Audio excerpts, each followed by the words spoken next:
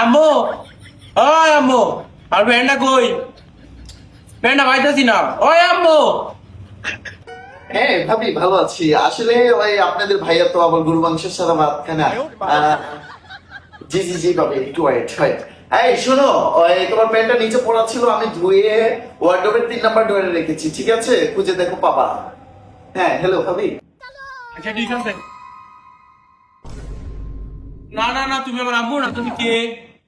এই তুমি কেডা? না, আমার আম্মু তো আমার জীবনে গালি ছাড়া কথা কয় না। তুমি কেডা? এই তুমি কেডা? জি ভাবি, একদিন আসেন না আমার বাসায়, আসলে অনেক খুশি হব। ভাবি 1 মিনিট।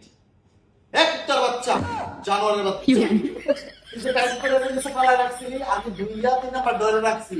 ভালো করে খুঁজে দেখ, জানোয়ার একটা।